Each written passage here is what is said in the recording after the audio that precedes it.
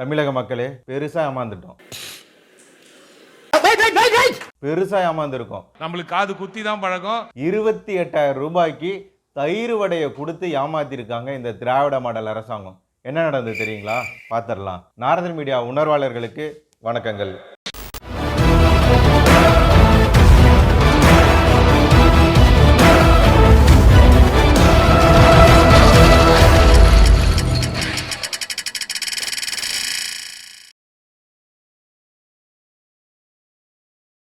இந்த திராவிட மாடல் அரசாங்கம் இருக்குல்ல, ஆட்சிக்கு வருவதற்காக என்ன பேசினாங்க? வாக்குறுதி கொடுத்தாங்க. ஒவ்வொரு மகளிருக்கும் 1000 ரூபாய் உரிமை தொகை கொடுக்க போகிறோம் அப்படின்னு சொன்னாங்க. ஆட்சிக்கு வந்தோடனே கொடுப்போம்னு சொன்னாங்க. ஆனால் ஆட்சிக்கு வந்து 3 வருஷம் கொடுக்கல. அசிங்கமாக இருக்கு. 21, 22, 23 ஆகஸ்ட் வரைக்கும் கொடுக்காம 24ல் கொடுத்தாங்க. ஏன் தெரியுங்களா? அப்போ தானே நாடாளுமன்ற தேர்தல் வந்தது. அந்த தேர்தல் மட்டும் வரலன்னா அப்பவும் கொடுத்துருக்க மாட்டாங்க. நம்மளை நம்ப வச்சு ஏமாத்தினது இந்த திராவிட மாடல் அரசாங்கம்.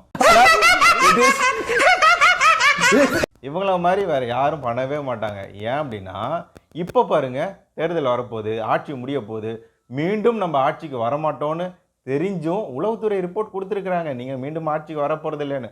அதனால் என்ன பண்ணலான்னு யோசிச்சு, சரி ஓகே, மாதம் 1000 ரூபா கொடுக்குறோம்ல, அதை சேர்த்து கொடுத்துருவோம். அது மட்டும் இல்லாமல் இந்த கோடை சிறப்பு நிதியாக ஒரு 2000 கொடுப்போம். மொத்தமாக ஒரு 5000 ரூபாயை போட்டுவிடுவோம். பொங்கலுக்கு கூட காசு வந்து கொடுக்காம இழுத்தடிச்சிட்டு 3 வருஷம் கொடுக்காம அப்புறம் ஒரு 2 வருஷம் மட்டும் கொடுத்துட்டு இந்த திமுக அரசாங்கம் இப்போ என்ன சொல்கிறாங்க?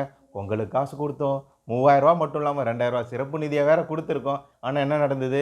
நான் வாய் பிடிச்சதோ மாங்காய் பிடிச்சதோ பேச மாட்டேன். நான் எதையும் ஆதாரத்தோடு தான் பேசுவேன். நமக்கு 2021, 22, 23 அப்போலாம் கோடையே வரலையா? 24, 25 கோடையே வரலையா? இப்போ மட்டும்தான் கோடை வெயில் நமக்கு வந்துகிட்டு இருக்கா? சிறப்பு நிதியாக கொடுக்குற இவங்க ஏன் அந்த 28 மாதங்களுக்கும் இவங்க கொடுக்காம விட்ட 28 மாதங்களுக்கும் கொடுத்தா எவ்வளவு நல்லா இருக்கும். 2000 ரூபாய் கூடுதலாக கொடுத்த நீங்கள் ஏன் 28 மாதத்திற்கு 28,000 ரூபாயை கொடுக்க வேண்டியதானே? இந்த 2000 ரூபாயை கொடுத்துட்டு உங்கள் குடும்ப தேவைக்கு பயன்படுத்திக்கோங்க, குழந்தைகளுக்கு கல்வி செலவுக்கு பயன்படுத்திக்கோங்க, மருத்துவத்துக்கு தேவைப்படும் மருத்துவ செலவுக்கு வச்சுக்கோங்க. கொஞ்சம் யோசிச்சு பாருங்கய்யா. ஆமாங்க, இவங்க ஆட்சி எப்படி தெரியுங்களா? சாலை எப்படி இருக்கு தெரியுங்களா? விவேக் ஒரு படத்தில் வச்சிருப்பாரு, மாசமா இருக்கிற ஒரு பொண்ணு வந்து ஆட்டோவில் ஏற்றி அனுப்பி வைப்பாரு. அதாவது பச்சை புளிஞ்சு அதில் இருக்கிற எண்ணெயை ஊற்றி அந்த ஆட்டோவில் அந்த பொண்ணை ஏற்றி விடுவாங்க. போயிட்டு வரும்போது பார்த்தா மருத்துவமனைக்கெலாம் இல்லை, அந்த ரோட்டில் போகும்போதே குழந்தை பிறந்துடும்.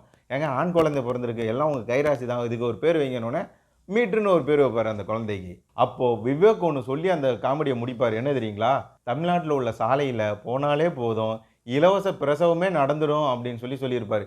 இன்ன வரைக்கும் சாலையை சரி பண்ணாமல் வச்சுருக்கிறாங்க. இந்த சாலையில் போனாலே போதும், நமக்கு சகல வியாதியும் வந்துடும். இவங்க கொடுக்குற 1000மோ 2000மோ பத்தவே பத்தாது. எல்லாரும் லைஃப் இன்சூரன்ஸ் போட்டே ஆகணுன்ற நிலைமைக்கு கொண்டு வந்து விட்டுருக்கு இந்த சாலையும் இந்த திராவிட மாடலும்.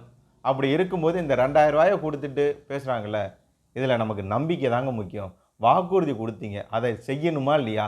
நீங்கள் வாக்குறுதியை கொடுத்துட்டு நிறைவேற்றாமல் விட்டுட்டு உங்கள் மேலே நம்பிக்கையே இல்லை. அதனால தான் உளவுத்துறை கொடுத்துட்டாங்க ரிப்போர்ட்டு, நம்ம ஜெயிக்க போகிறது இல்லை அப்படின்னு சொல்லி. அதனால தான் 5000 ரூபா கொடுத்துருக்குறாங்க. ஆனால் திமுக ஆட்சிக்கு வருவதற்காக தேர்தல் வாக்குறுதியாக 500க்கும் மேற்பட்ட வாக்குறுதி கொடுத்தாங்க. கல்வி கடன் தள்ளுபடி பண்ணுவோம், விவசாய கடன் தள்ளுபடி பண்ணுவோம், மாதம் மாதம் மின் கட்டணம் குறிக்கப்படும், கேஸுக்கு மானியம் கொடுப்போம், பெட்ரோல் டீசல் விலை குறைப்போம், என்னென்னமோ சொன்னாங்க. ஆனால் எதுவுமே பண்ணல. இப்போ தேர்தல் வர்றதுனால லேப்டாப் கல்லூரி மாணவர்களுக்கு கொடுக்குறாங்க. இதெல்லாம் சொல்லி ஏமாத்தின இந்த திராவிட மாடல் அரசாங்கத்துக்கு முற்றுப்புள்ளி வைக்க மக்களே தயாராகுங்கள். இந்த தேர்தல்ன்றது நம்பிக்கை அடிப்படையில் நடக்கணும். ஏன் அப்படின்னா, தாலிக்கு தங்கம் கொடுத்த கட்சி, அனைவருக்கும் சைக்கிள் லேப்டாப் கொடுத்த ஒரு கட்சி ஆட்சி அமையணும். 4 கிராம் தங்கம் கொடுத்துருக்காங்கங்க தாலிக்கு தங்கம். 1 கிராம் இப்போ எவ்வளோ விற்கிது நினச்சி பாருங்க. இவ்வளவை இழந்துட்டு நாம் எப்படின்னா முழு சோத்தியே விட்டுட்டு ஊறுகாய்க்கு கையேந்தி நின்ன கதையாக திமுக நம்மளை நிறுத்தி வச்சிருக்கு.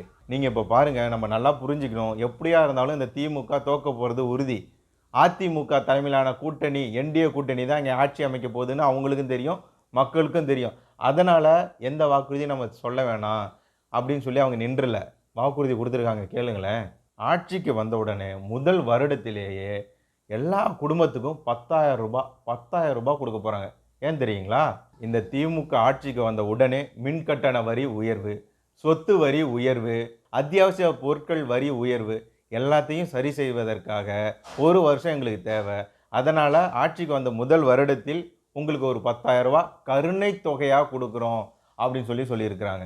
அது மட்டும் இல்லை, அதாவது பொங்கலுக்கு ஒரு தொகை கொடுப்பாங்க இந்த அரசாங்கம், அது கூட சேர்த்து 1000 ரூபாய் கொடுப்போம்.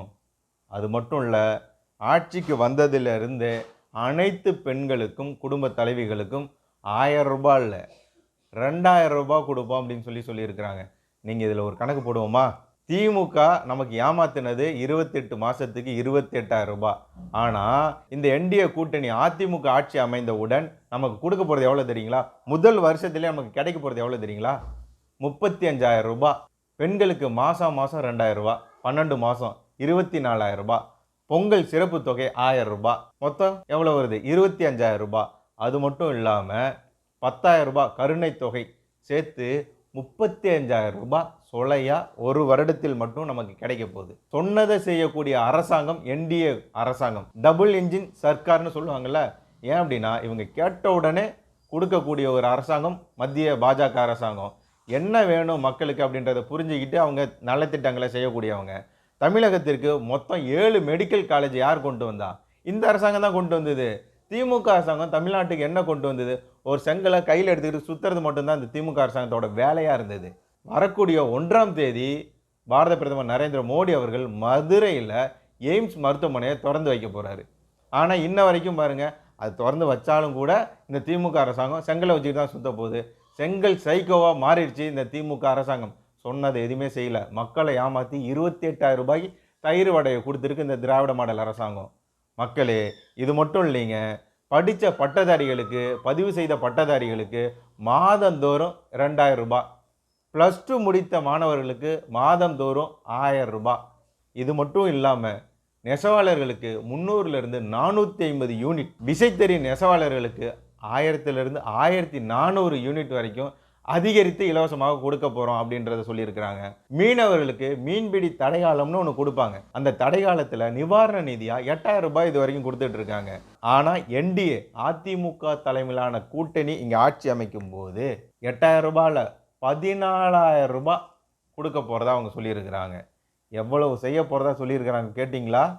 சொன்னதை செய்வாங்க. ஏன் அப்படின்னா டபுள் இன்ஜின் சர்க்காராக அமையும். இவங்க கேட்பாங்க, கேட்ட உடனே அவங்க கொடுப்பாங்க மத்திய அரசாங்கம். இவங்க தான் மத்திய அரசாங்கத்து கூட தொடர்ந்து மோதல் போக்குலேயே இருந்தாங்கன்னா எப்படி இவங்க காசு கேட்டு வாங்குவாங்க? ஏற்கனவே இவங்க ஆட்சிக்கு வந்த உடனே தானே 4,5 லட்சம் கடனை வாங்கி வச்சிருக்கிறாங்க. தமிழகத்தையே நம்பர் 1 கடங்கார மாநிலமாக மாற்றினது இந்த திமுக அரசாங்கம். நிதிநிலையை சரி பண்ணணும், கட்டுப்பாட்டில் கொண்டுட்டு வரணும், சட்ட ஒழுங்கை கட்டுப்பாட்டில் கொண்டுட்டு வரணும்.